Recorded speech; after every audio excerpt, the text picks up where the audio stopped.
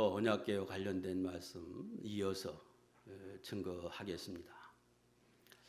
우리 지난 시간에 배운 말씀이 이스라엘 백성들과 블레셋 사람이 전쟁이 있었는데 그 전쟁에서 패해서 언약궤를 빼앗겼습니다. 그 빼앗기는 과정 그리고 빼앗긴 이후에 블레셋 땅에 7개월 있었는데 그 7개월 동안에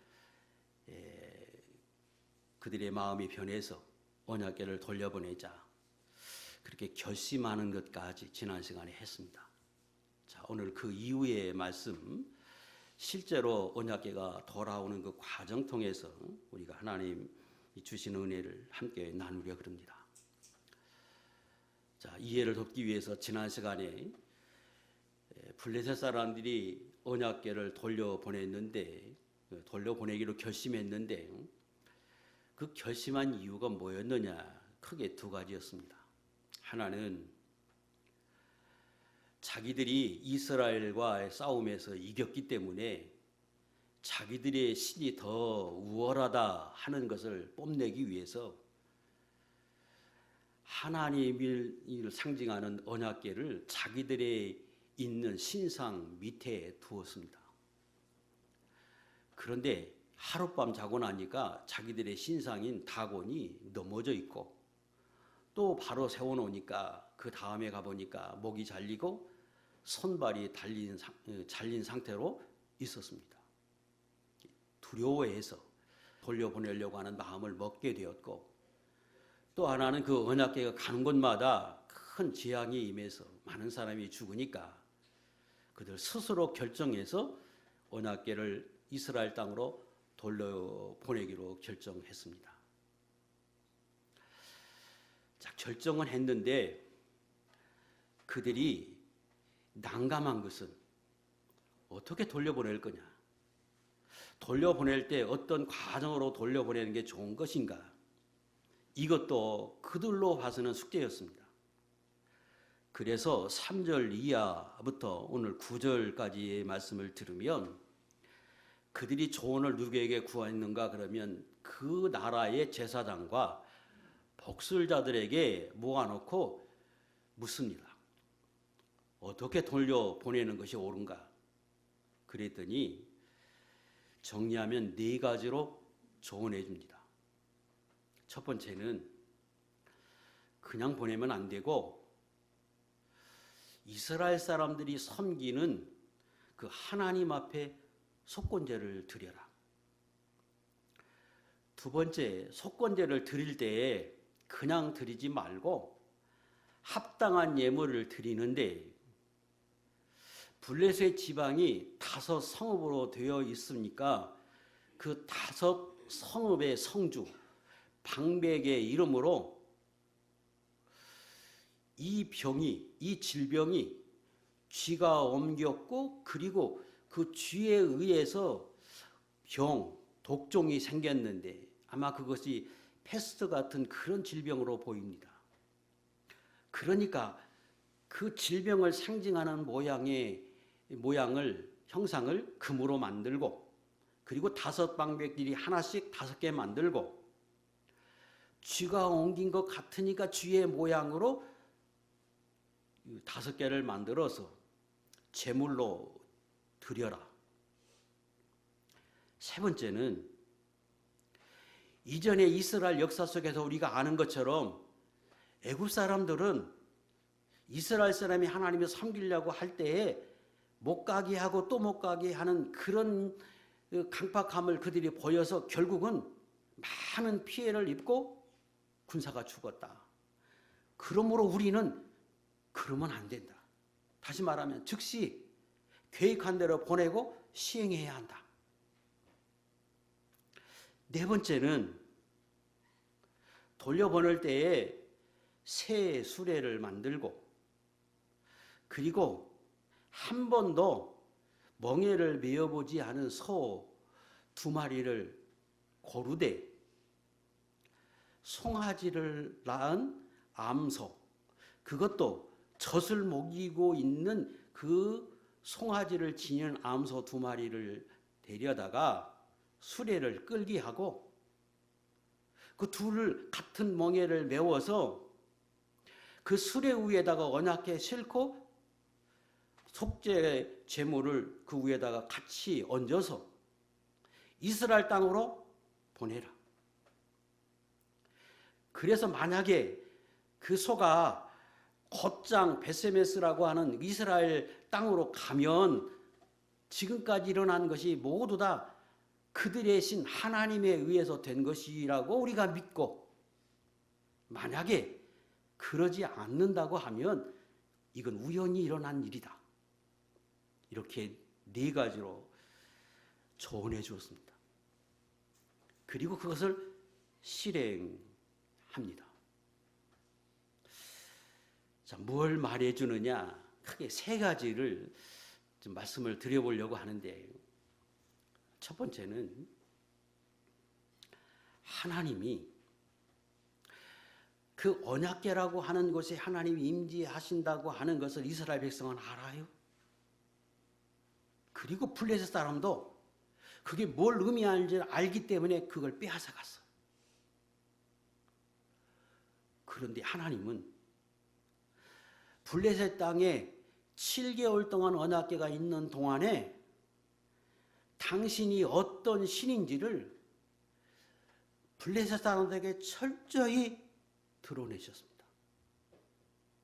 7개월 후에 그들 스스로 결정하기를 그 신에게 속건제를 드려야 한다.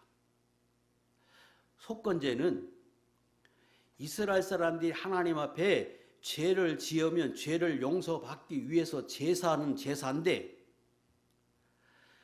피해를 입히는 그런 잘못을 저질렀을 때에 드리는 제사, 이게 속건제입니다. 그래서 죄를 용서받기 위해서 드리는 속죄제와 속건제는 조금 달라요.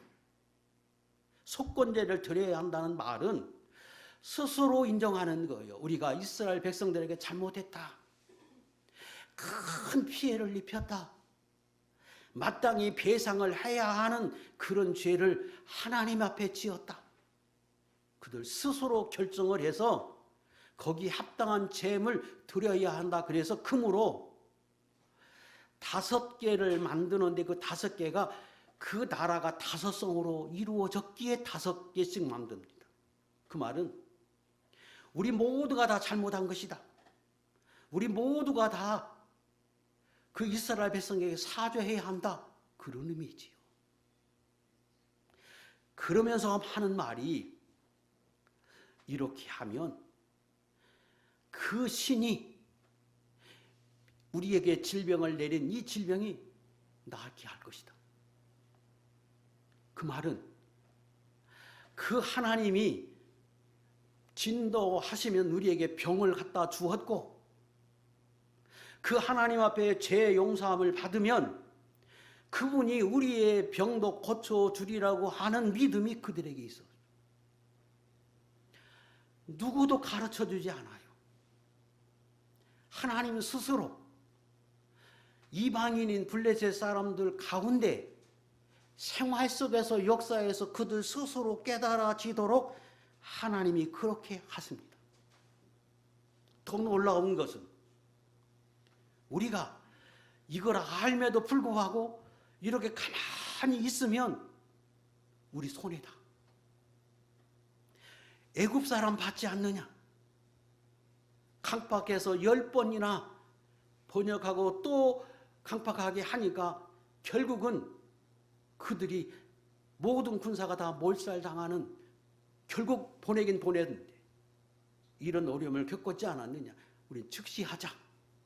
그들 스스로 결정합니다.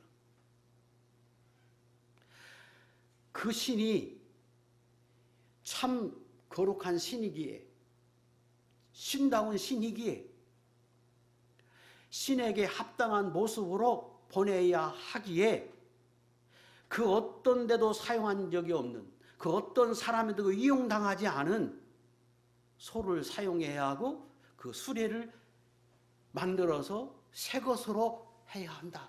그게 그 신에게 드리는 합당한 자세다. 그들의 결정이.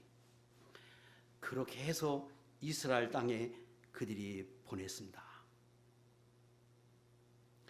하나님은 살아계셔서 예수 믿는 사람이든 안 믿는 사람이든 오늘도 그렇게 일하십니다. 그래서 양심을 통해서 되어지는 일을 통해서 세상 사람들이 하나님, 어떤 엄청난 신이 존재하고 우주를 지배하는 신이 있음을 알게 합니다. 두 번째는 그럼에도 불구하고 블레셋이라고 하는 이 땅에는, 그 사람들에게는 진정한 의미의 구원이 없다는 거예요. 지금 분명히 그들이 하나님을 깨달았어요. 그래, 알았어요. 자기 죄를 지은 걸 알고 죄사함을 받기 위해서 제사를 드리고 예물을 드리고 즉시 시행하면서 신에게 최고의 예우를 갖춰서 지금 실행했어요.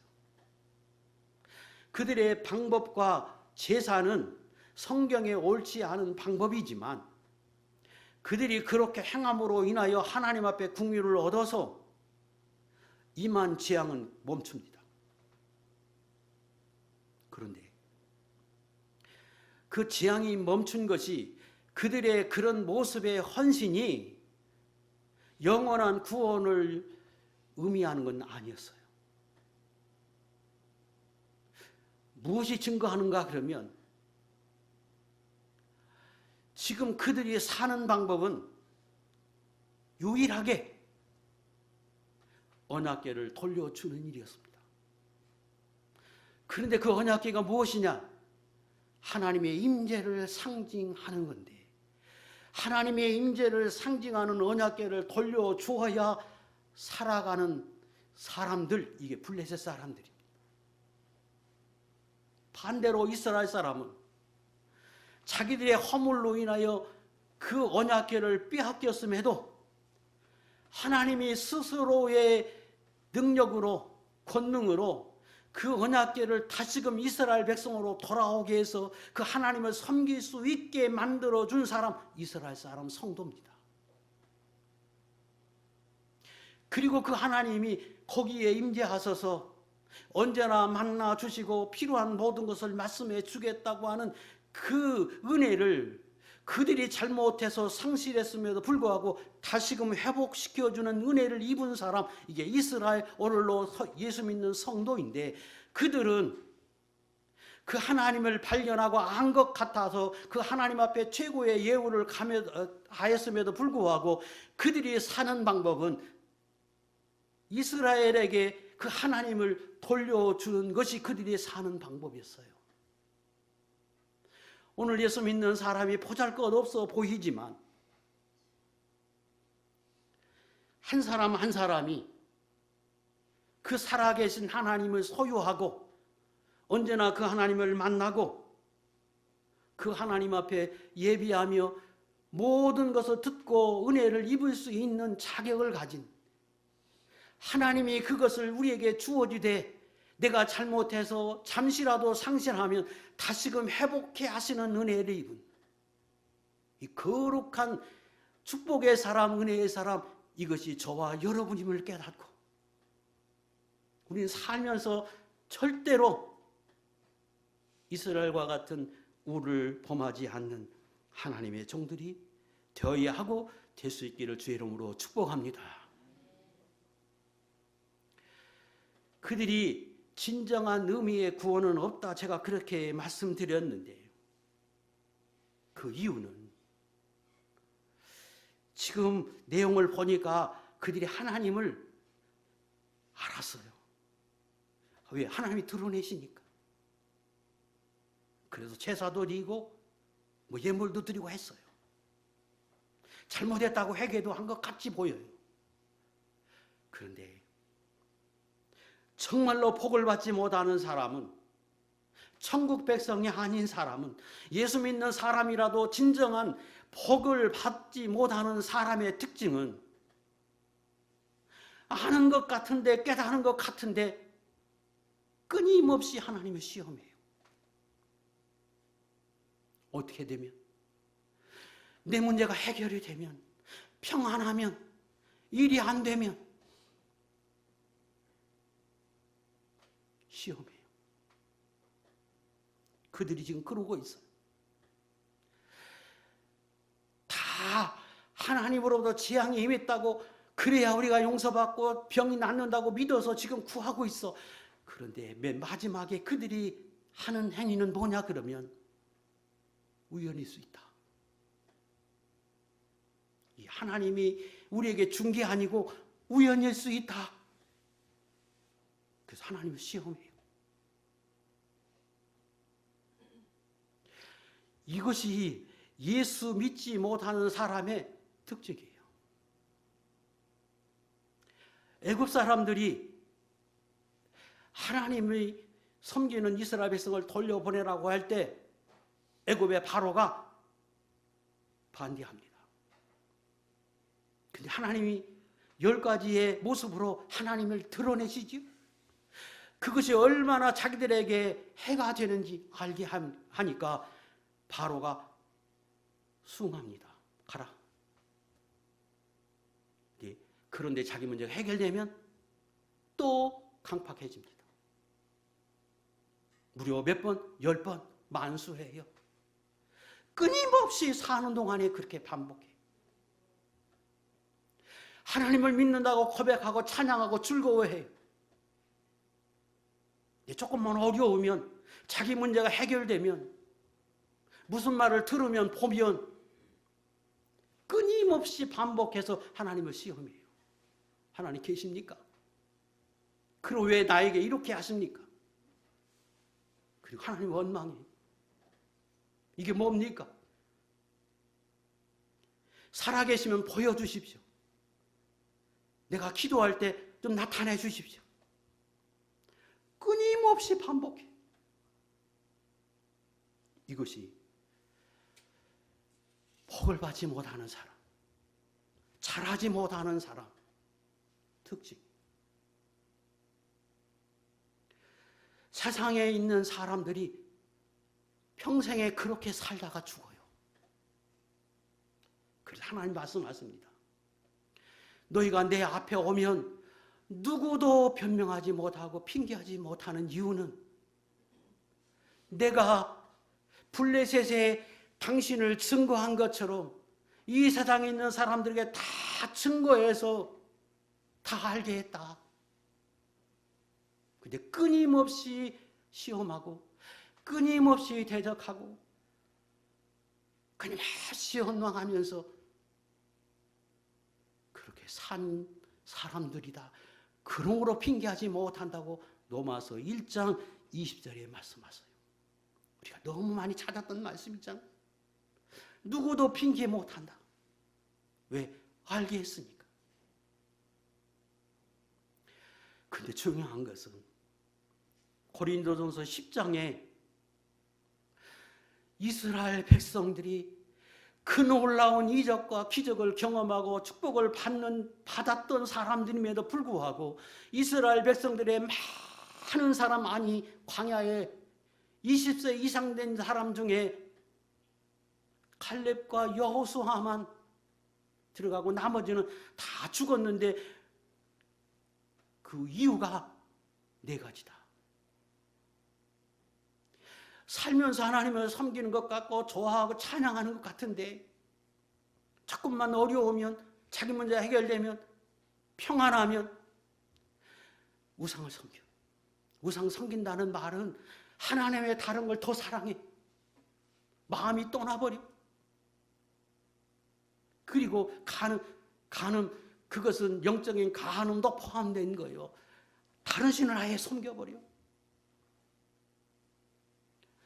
그리고 시험하는 거예요. 보여주십시오. 그러면 내가 잘 섬기겠습니다. 이게 뭡니까 하나님? 끊임없이 사는 동안에. 그리고 원망이 이 4가지잖아요. 이 4가지. 그게 이스라엘 백성들이 광야에서 가나안에 들어가지 못하고 죽은 사람의 특징인데 그 특징이 예수 못 믿는 사람들의 특징과 똑같아요. 어떻게 예수는 믿었는데 평생에 그렇게 살다가 죽는다? 우리의 모습이 되지 말아야 한다. 이걸 교훈 얻어야 합니다. 전 여기 계신 분들, 아니 우리 교인들은 그러지 않으리라고 확신합니다. 언제나 그 하나님을 알고 깨닫고 발견하고 더 하나님을 사랑하고 날마다 전진하는 믿음을 갖고 온전하지 못하지만 한 걸음 한 걸음 더 주님을 기쁘시게 하는 모습으로 살아드리는 거룩한 종들이 됐을기를 주의 이름으로 축복합니다. 세 번째는, 그러면 블레셋 땅에서 일어나는 이 사건을 왜 성경에 이렇게 자세히 기록했을까? 이스라엘 사람이 없는 그곳에 궁극적으로 구원도 받지 못하는 그런 사람들이 일어났던 그 사건을, 아니 그곳에 하나님이 이렇게 강권적으로 역사해서 그들이 다 알도록 만들어줬던 그 내용을 왜 성경에 기록해서 오늘 우리에게 교훈하시려고 하는 겁니까?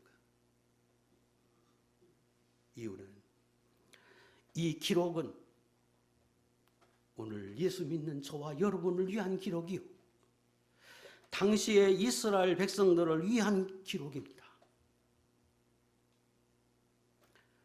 모든 성경은 성도를 위하고 이스라엘을 위한 겁니다.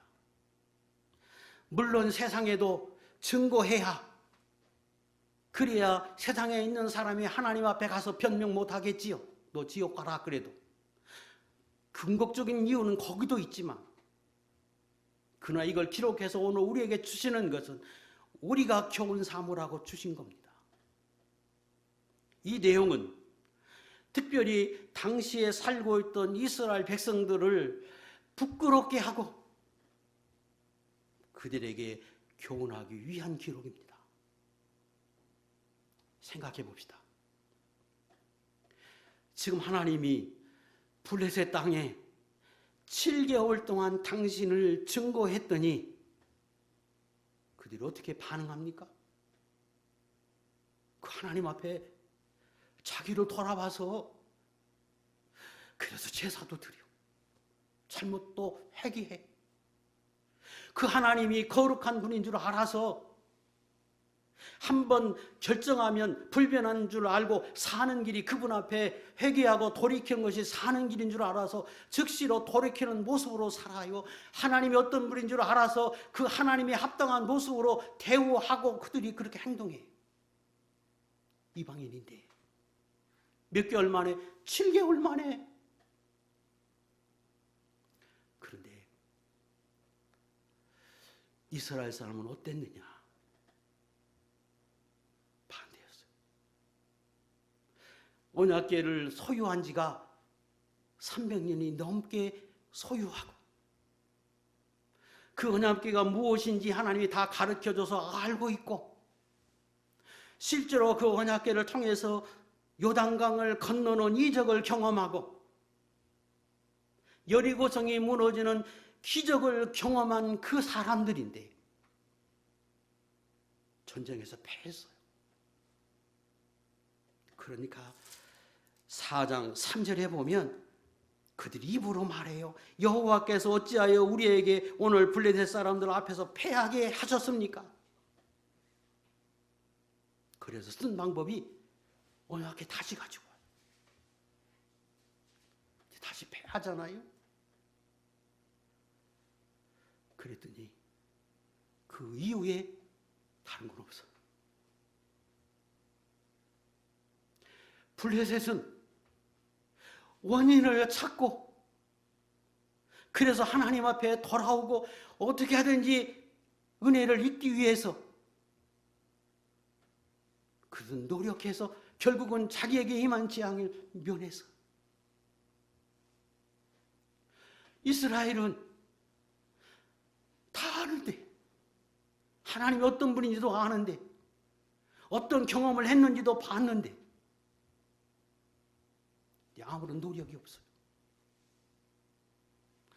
그래서 하나님이 이스라엘 땅에 블레셋이 그 하나님 앞에 어떻게 했는지를 보이기 위해서 그들이 거기에 그 금으로 만든 그 어마어마한 그 보물과 그들이 속건제물로 드려 그 내용들을 실어서 이스라엘 땅에 보내는 거예요. 그걸 보고 그래서 재앙이 멈춘 걸 깨달아서 자기 스스로를 돌아보라고. 하나님의 목적은 이스라엘을 위한 것이었습니다. 저와 여러분 예수 믿는 사람이 어떤 사람입니까? 이거 생각해 보면 기가 막힌 일이에요. 내가 무엇인데? 내 안에 전능하신 하나님이 와 계시고 약속하세요. 내가 언제나 너 만나주겠다. 내가 언제나 필요한 모든 것 너에게 말해주겠다. 지켜주겠다. 약속하세요. 그래서 내가 실수해서 이 은혜를 상실하고 그 하나님과 등을 지닐 수밖에 없는 환경에 있을 때에도 하나님은 나를 떠나지 않고 여기 계시면서 다시금 회복시켜서 그 자리로 다시 나를 강제로 둔 것과 같은 은혜를 주시면서 기다리세요.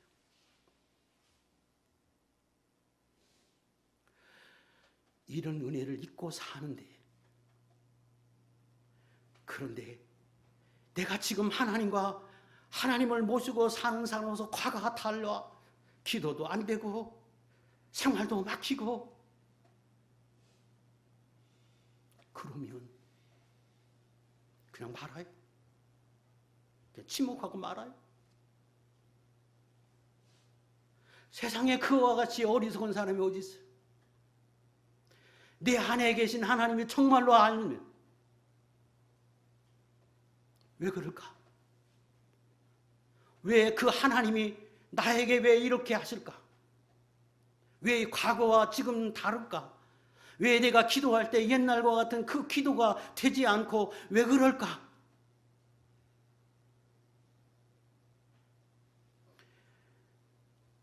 그렇게 해야 마땅한 것 아닙니까?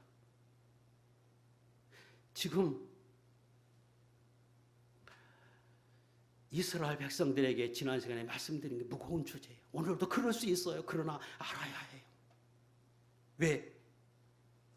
너무 중요한 일. 하나님은 예수 믿는 사람에게서 떠나지 않아요. 내가 하나님 앞에 옳지 못한 모습으로 살 때에는 하나님이 그냥 눈을 감은 것처럼 침묵하고 계실 뿐이에요.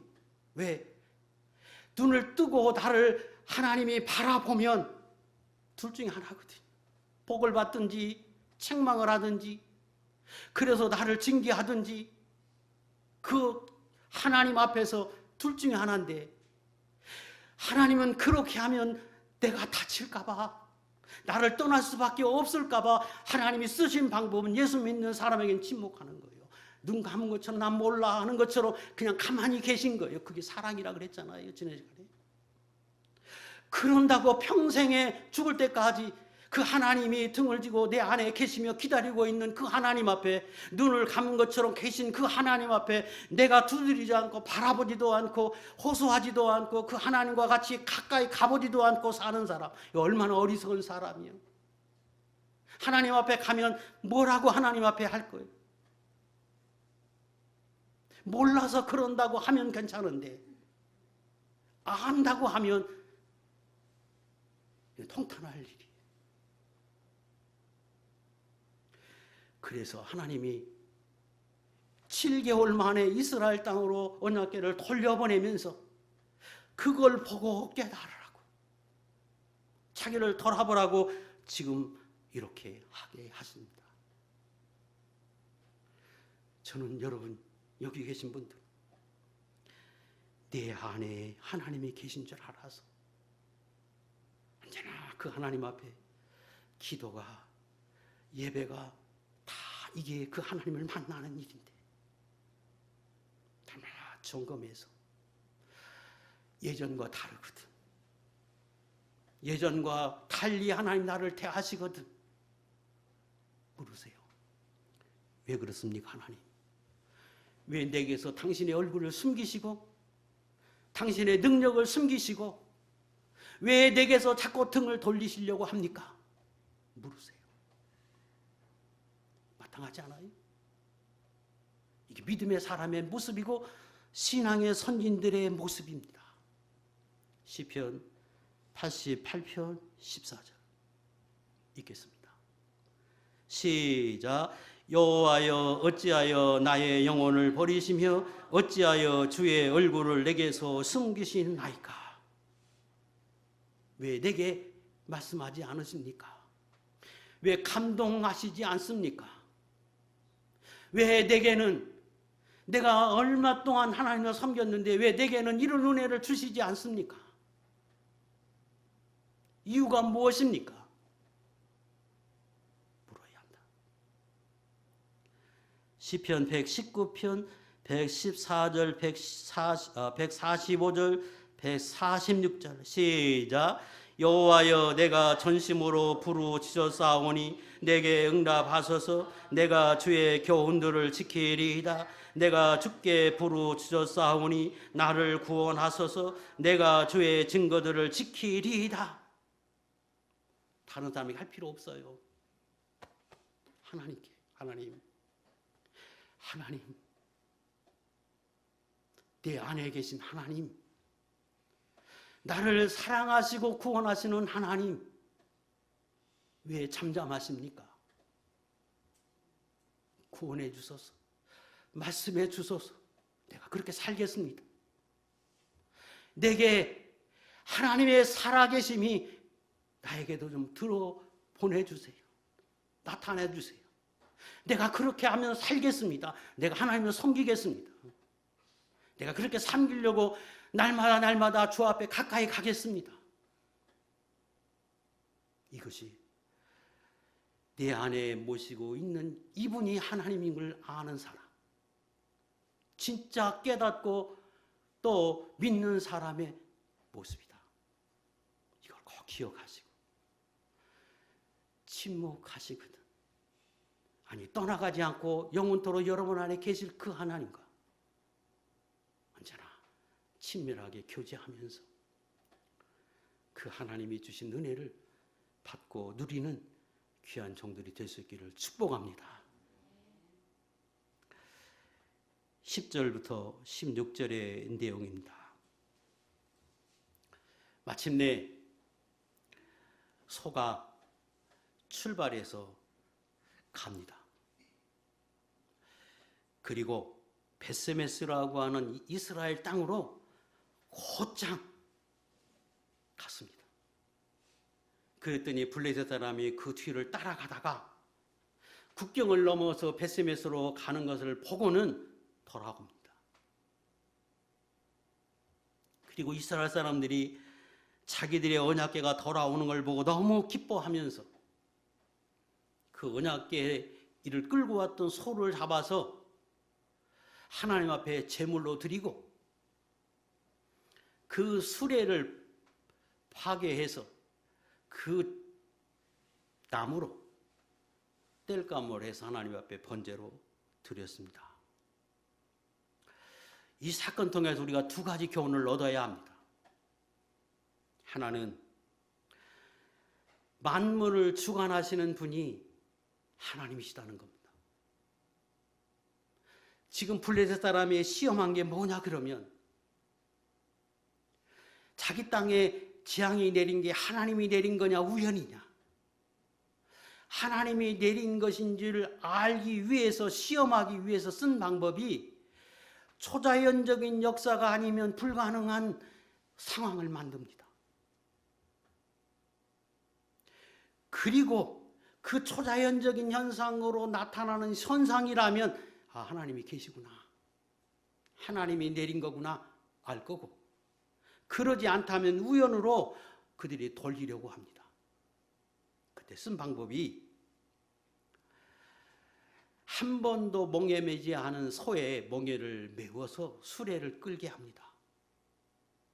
아시겠지만 소가 멍에 매는 걸 아주 싫어해서 발짝발짝 뜁니다. 그게 상식이고 일반적인 소예요. 한 마리도 아니고 두 마리가 같은 멍에를 메고 가는 건 기적입니다. 그런데 그 소를 고를 때에 새끼 난 송아지를 골라서, 그것도 새끼를 젖 먹이고 있는 상태의 송아지를 골라서 새끼는 떼어서 집으로 보내고 어미만 멍에를 메워서 저 베스메스로 가게 만드는 거예요. 있을 수 있는 일입니까? 말 못하는 짐승도 본성이 있는데 모성애라고 하는 게 있어서 절대로 갈 수 없습니다. 그런 상황을 만들어 놓고 시험하는 거예요. 지금 소가 가는 곳이 어디냐? 베스메스인데 그 베스메스는 국경을 넘어요. 한 번도 가보지 않은 곳이. 그리고 소를 사람이 이끄느냐? 아니요, 자기 스스로 가는 거예요. 좁은 도로를 멍에 한 번도 안 매든 소가 새끼 놔두고 있을 수 없는 일이잖아요. 초자연적인 역사, 하나님이 살아계시지 않고는 불가능한 일, 그런 상황을 만들어 놓고 시험하는 거예요. 하나님이 계시냐? 하나님이 진짜 징계를 한 것이냐? 우연이냐? 시험에서 곧장 가지. 기적이죠. 뭘 말합니까? 하나님은 말을 못하는 짐승도 하나님이 주관하면 그렇게 될 수 있다는 거예요. 말 못하는 짐승도 하나님이 주관하면 곧장 울면서도 곧장 멍에를 메고 얌전하게 가서 한 번도 가보지 않은 도로를 가더니 베스메스라고 하는 곳에 가서 딱 서요. 14절. 인도자도 없는데 하나님은 살아계세요. 하나님은 세상 만물을 주관하세요. 하나님은 사람을 주관하고 하나님은 짐승까지 당신의 뜻대로 주관하시는 분이에요. 두 가지 교훈을 얻어야 합니다. 하나는 내가 하나님을 섬기려고 하는데 잘 안 돼요. 좋을 때는 잘 섬기는 것 같고 열심히 하는 것 같고 찬양하고 기뻐하고 너무 그런데 조금만 어려우면 조금 평안하면 내가 나를 다스리지 못해. 그래서 하나님 늘 시험하고 불평하고 그리고 자꾸 옆길로만 가려고 해. 기도하세요. 이런 나도 하나님이 붙들어주면 그렇게 돼요. 천국을 향해서 지금 하나님이 가라고 하는 베스메스를 향해 가듯이 나도 그렇게 될 수 있다. 하나님이 붙들어 주시면 기도하세요. 하나님, 나를 좀 붙들어서 육체를 붙들고 내 환경을 붙들고 내 믿음을 붙들고 내 모든 걸 붙들어서 나도 그 소와 같이 그렇게 하나님을 섬기는 사람이 되게 해달라고 기도하세요. 내 아내가 남편이, 내 자식이, 우리 사장이, 내 동료가, 내 친구가 나를 미워해요. 엉터리해요. 나를 사랑하지 않아요. 기도하세요. 사람의 마음을 움직이는 게 하나님이에요. 하나님이 하시면 소가 지금 울며 갔다고 그랬어요. 내가 예수 믿는 일이 십자가 지는 일인데 너무 힘들어서 울면서 가게 하는가? 절대 그런 뜻이 아니에요. 울며 갈 수밖에 없는 거지만 말 못한 소가 울면서도 뭔가 있어서 곧장 베스메스로 송아지 놔두고 가요. 하나님이 역사하면 그렇게 돼요. 예수 믿는 사람이 고달프고 힘든 것 같고, 그런데 또 다른 기쁨을 갖게 하고 또 다른 확신을 얻게 하고 소망을 갖게 하고, 그래서 힘들어하면서도 기쁨으로 주님을 섬기는 거예요. 하나님을 섬길 때 하나님이 붙들어주면 나를 그렇게 만들어주는 거예요. 사도행전 6장 15절, 스데반이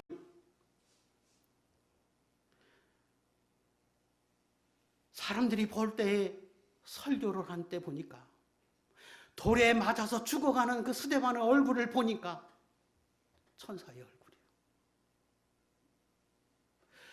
돌에 맞아서 죽어가는 순간에 무릎을 꿇더니 그가 하나님 앞에 기도하기를, 하나님, 저들이 돌로 쳐서 내가 죽어가지만 저들이 알지 못해서 저러게 합니다. 용서해달라. 기도해요. 왜? 하나님이 붙드니까 그렇게 돼요. 사도행전 5장에 보면 사도들이 복음을 증거하다가 혹에 갇혀요. 매질을 해요. 그리고 놓으니까 그들이 두려워서 겁이 나서 들어 물러서는 게 아니라 분명히 두려움이고 감옥에 갇히는 일이고 매 맞는 일인데 기뻐. 힘들지 않아. 그것이 하나님의 붙들린 사람의 모습이. 오늘 여러분이 그렇게 살지 않습니까? 얼마나 바쁜 생활에 피곤하고, 그럼에도 불구하고 뭔가 이끌린 것처럼, 붙들린 사람처럼 평생의 천국을 향해 여러분이 그렇게 달려가고 있어요. 등에는 십자가 지고. 그게 예수 믿는 사람이고, 그것이 힘들지 않게 하나님의 역사하심 속에서 이루어지는. 사람 때문에 근심하고 걱정하거든 기도하세요. 내 환경과 여건이 허락하지 않거든 기도하세요. 잠언 21장 1절, 모든 일들의 주관자는 하나님이시다. 세상의 왕까지도, 짐승까지도 주관하신 분이 하나님이시다. 기도 외에 다른 방법이 없어요. 세상 권력자를 의지하는 것보다, 세상 그 어떤 힘을 의지하는 것보다 성경은 하나님을 의지하는 게 훨씬 더 능력 있고 지혜로운 일이라고 우리에게 조언해 줍니다. 읽겠습니다. 시편 118편 8절 9절 시작. 여호와께 피하는 것이 사람을 신뢰하는 것보다 나으며 여호와께 피하는 것이 고관들을 신뢰하는 것보다 낫도다. 그리고 실망하지 마세요. 두려워하지 마시고 낙심하지 말고. 왜? 내 안에 하나님이 계시거든. 요단강을 물을 멈추게 하신 하나님, 여리고성을 멈추게 하신 그 무너지게 하신 그 하나님이 네 안에 계셔요. 내가 하나님을 바라보기를 기다리면서 떠나가지 않고 침묵하시긴 하지만, 그러나 하나님이 나를 바라보시면서 그렇게 역사에서 우리 앞길을 열고, 그리고 그 사람을 통해서 하나님의 복을 받고 은혜를 입기 위해서 하나님 오늘도 기다리시면서 나를 기대하시면서 바라보고 계신 분이 계세요. 그러므로 시편 기자는 성경에서 3번씩 거듭해서 자기가 자기에게 말하는 거예요. 두려울 때, 낙심이 될 때, 그때 끊임없이 그가 말해요. 시편 43편 띄우세요. 읽겠습니다. 시편 42편 5절 시작. 내 영혼아, 내가 어찌하여 낙심하며 어찌하여 내 속에서 불안해하는가? 너는 하나님께 소망을 두라. 그가 나타나 도우심으로 말미암아 내가 여전히 찬송하리로다. 성경에 3번 기록되어 있습니다. 42장에 5절, 11절, 43장 5절인가 3번. 시편 기자 항상 그렇게 고백하면서 항상 자기를 그 하나님을 바라보게 하고 그리고 그 하나님으로 인하여 그는 힘을 얻고 살았습니다. 오늘 우리들이 그래야 합니다. 두 번째는 벳세메스로 가는 소를 통해서 예수 믿는 사람의 삶이 어떤 삶이어야 하는지를 교훈받아야 합니다. 지금 벳세메스로 가는 그 암소 2마리가 그 도저히 갈 수 없는 초월적인 힘을 힘입어서 가고 있어요. 왜요? 하나님이 주관하세요. 왜? 그 수레에 하나님의 임재를 상징하는 언약궤가 실려 있고 하나님의 뜻은 그 언약궤가 이스라엘 땅에 도착하는 게 하나님의 뜻인 거로 하나님이 그 소를 주관했습니다. 하나님이 붙드니까 그 소가 이렇게 행동해요. 그건 곧 네 안에 하나님이 계셔요. 저와 여러분의 목적지가 어디냐? 천국이에요. 그래서 하나님이 나를 붙들어요. 그럴 수밖에 없잖아요. 하나님이 내 안에 계신데 내가 천국에 가야 하는 게 하나님의 뜻인데 그래서 하나님이 붙들어요. 하나님이 붙들면 이 완벽하게 붙들린 소가 반응한 것과 같은 반응이 우리에게도 나타나고 그렇게 사는 것이 하나님의 붙들린 사람의 모습이다. 그런 뜻이잖아요.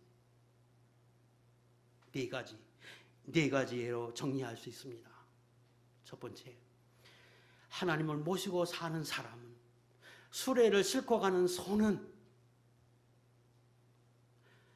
그 멍에를 잘 쳤습니다.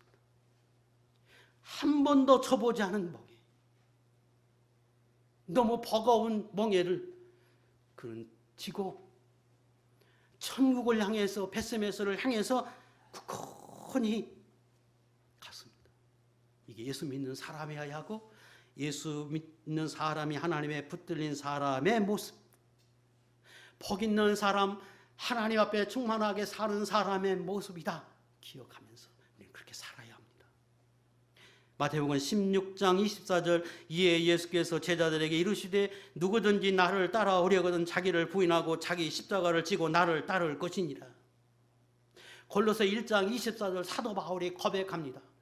나는 그런 거로 이렇게 사노라. 읽겠습니다. 시작. 나는 이제 너희를 위하여 받는 괴로움을 기뻐하고 그리스도의 남은 고난을 그의 몸된 교회를 위하여 내 육체에 채우노라. 십자가를 더 지고 가기를 소원했어요. 내 안에 계신 하나님, 그 하나님 모시고 가는 이 십자가는 줘라. 어디까지? 천국 갈 때까지. 두 번째, 인정을 초월해야 합니다. 지금 새끼 송아지를 집에 놔뒀어요.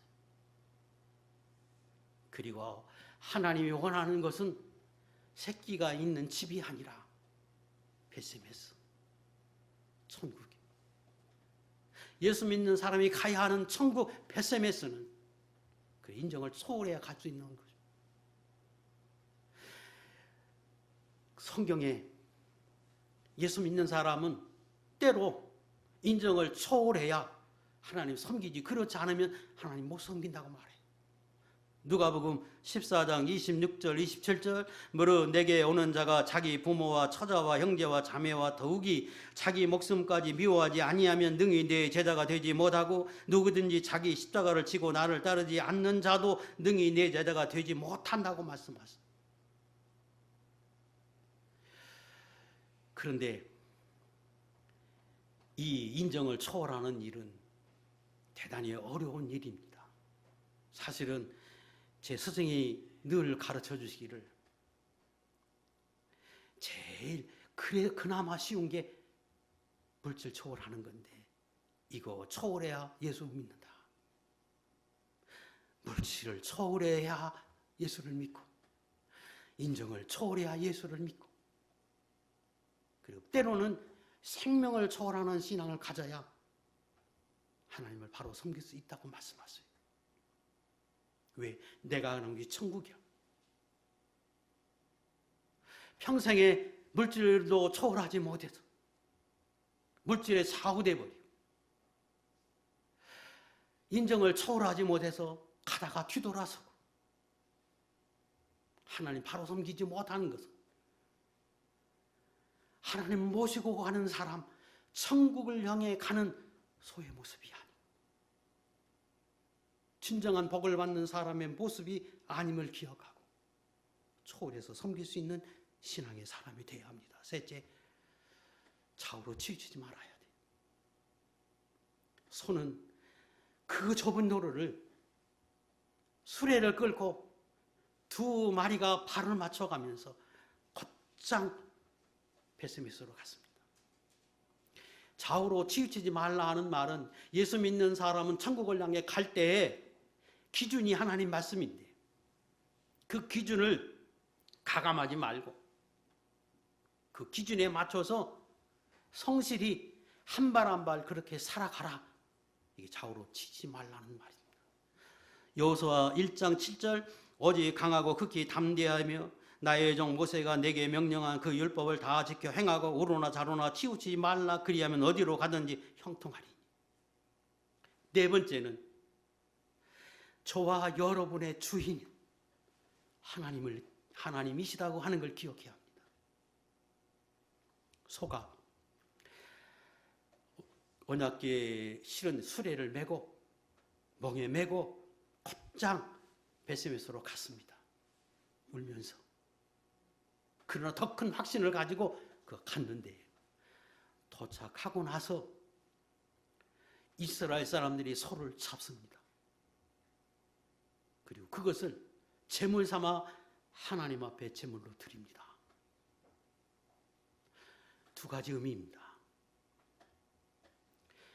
하나님 앞에 쓰임받은 수레는 하나님 앞에 쓰임받은 짐승은 소는 하나님의 다른 것 앞에 더럽히지 않기 위해서 죽어야 했고 번제물로 드려진 겁니다.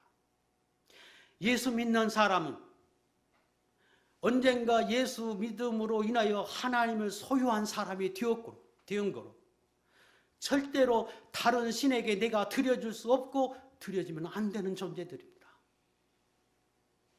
하나님 앞에 이미 드려진 존재들이에요. 그런 의미예요. 그래서 마지막에도 저와 여러분은 소가 제물로 죽어지는 것처럼 저와 여러분도 하나님 앞에 그런 운명을 타고난 사람들이에요. 그래서 하나님이 취하여 간다, 거두어 가신다. 성경은 이사야 57장 1절 2절에 설명하십니다. 하나님의 소유 이미 그렇게 돼버렸어. 그것이 예수 믿는 사람. 두 번째, 모든 인간은 내 뜻대로 내 마음대로 내 생각대로 사는 것 같지만 성경 말씀하십니다. 내가 내 뜻대로 너를 위해서 사는 사람이 아무도 없고 궁극적으로 하나님 위해서 사는 것이라고 말씀하십니다. 오늘 말씀을 마치려 그럽니다. 좀 내용이 긴데 제가 이렇게 말씀을 드렸습니다. 참 굉장히 중요한 말씀이고 예수 믿는 사람은 반드시 기억하고 살아야 할 말씀이 꼭 기억하셨다.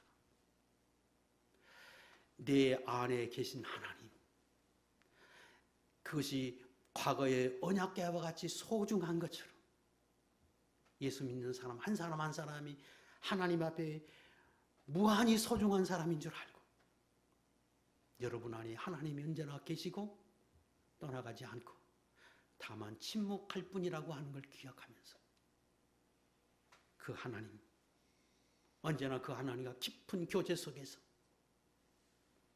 여러분의 많이 가지고 있는 그 하나님이 주신 은혜를 다 받아 누리고 그 기쁨 속에서 매주마다 만나 예배하는 거룩한 종들 다 될 수 있기를 주의 이름으로 축복합니다.